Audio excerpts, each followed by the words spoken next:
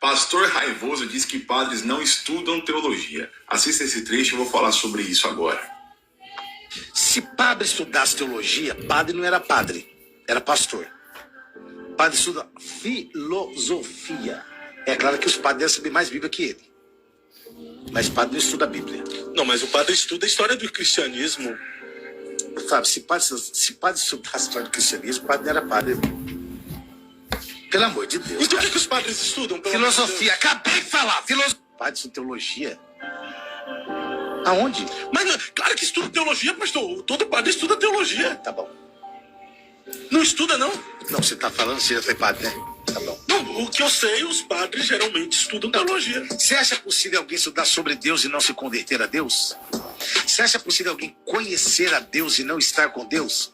Você acha possível alguém estudar sobre a vida, sobre a morte, nascimento de Jesus, tudo, a palavra de Deus pura e genuína e não se converter? O problema da internet, qualquer pessoa que fala assim com veemência e parece meio raivosa, parece que tem autoridade, mas não tem. Na verdade, são pessoas que às vezes querem convencer as outras pessoas de coisas que elas nem sabem. Todo padre tem que fazer teologia. Todo padre, a primeira coisa que tem que ter é a vocação. E essa vocação ali, ela é testada, aprovada por um longo período de formação, que não é fácil. Quem é seminarista sabe. São 7, 8 anos, até mais, se for de alguma congregação religiosa. Todo padre tem que fazer. Primeiro, filosofia. Porque não existe teologia sem filosofia. E depois ele vai estudar a teologia. Todos os padres fazem o estudo da teologia. E ali eles vão aprender sobre Sagrada Escritura, Cristologia, história da igreja.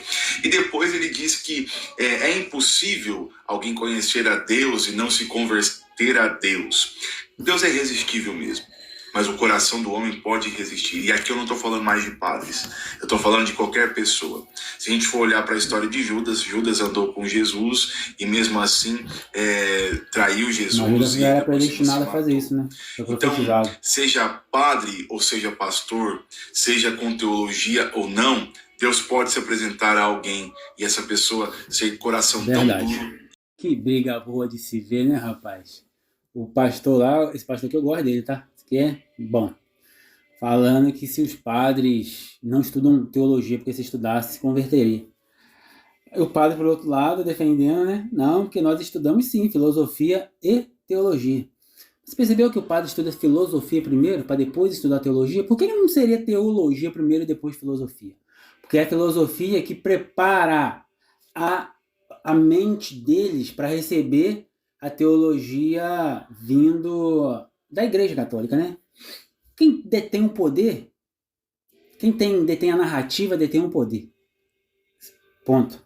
Agora, o pastor falando que é impossível a pessoa conhecer a Deus. Amigo, os ateus, eles entendem mais de Bíblia do que... Eu não vou nem falar os católicos, não, porque os católicos todos eles são analfabetos de Bíblia. Do que os evangélicos, que supostamente estudam a Bíblia. Os ateus debatem com um pastor toda hora aí, ó, e os pastores perdem. Ou seja, eles conhecem a Bíblia de cor e salteado, porém eles não se convertem por quê? Tem que entender uma coisa, gente. As pessoas são predestinadas a ser salvas. Enquanto vocês não botar na sua cabeça que não somos nós que escolhemos a Deus, é Deus que escolhe a gente.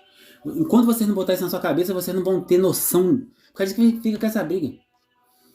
E eu falo bem aqui, ó, nesse estudo meu aqui, ó, joio é mentira por trás da igreja. É predestinação. A gente salvo, nós salvos, somos predestinados desde a fundação do mundo. Antes que Deus fundou o mundo, nosso nome já estava escrito no livro da vida para ser salvo. Aí, mas tá, já que nós somos predestinados, como é que a gente faz para ser salvo? Já viu aquele ditado? Muitos são chamados, mas poucos serão escolhidos? Já viu aquele ditado também que diz assim, ó, se não vim pela dor, se não vim por amor, vem pela dor? Esses são os escolhidos. Paulo era um escolhido. O cara disse que ele matou e depois virou um cristão. Você entendeu a diferença? Jesus falou, todo aquele que o Pai trouxer a mim, de maneira nenhuma lançarei fora. É o Pai quem leva até Jesus. Você acha que, um exemplo, aqui tem 10 pessoas aqui. Aí, dentro daquelas 10, tem 2 que é escolhida. O nome dela está escrito no livro da vida desde a fundação do mundo. Deus vai arrumar alguma coisa para aquelas 2 ir até Jesus. É Deus que leva até Jesus. Jesus falou, não foi vós que me escolheis. É todo aquele que o meu Pai trouxer a mim, de maneira nenhuma lançarei fora. Jesus também falou, claro, não foi vós que me escolheste, mas eu escolhi a vós. João 15. Você prestou atenção? Que Jesus está falando, não foi você que me escolheu. Eu escolhi você.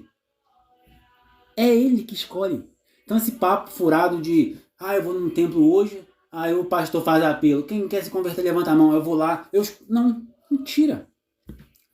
Então por causa disso que tem muita gente que escuta, lê a Bíblia de costas e não aceita Jesus e não vai para o céu. Porque a escolha é de Deus, não é a nossa. O Espírito Santo que está dentro da gente, ele testifica com o seu Espírito que você é filho de Deus. Aí você acabou, vai para o céu. Não tem nada que você possa fazer, meu querido. Jesus já fez. Ele escolheu, salvou o seu povo. Você acha que Jesus morreu para salvar a humanidade? Jesus morreu para salvar. Mentira. Jesus morreu para salvar os seus escolhidos. Você está entendendo? Então não cai nessa, não.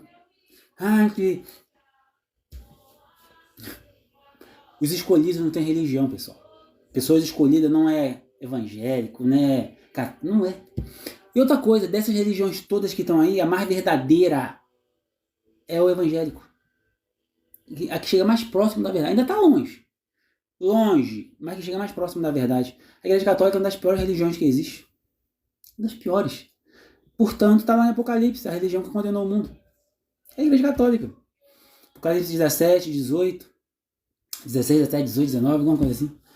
Todos aqueles capítulos falam da Igreja Católica. Você está entendendo?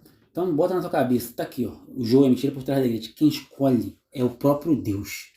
Tá? E outra coisa, livre-arbítrio. Que eu tenho livre-arbítrio para escolher. Não existe livre-arbítrio. Não existe. Paulo teve livre-arbítrio? Não. Encontrou com Jesus no caminho de Damasco e falou, você é um vaso escolhido. Acabou. Jonas.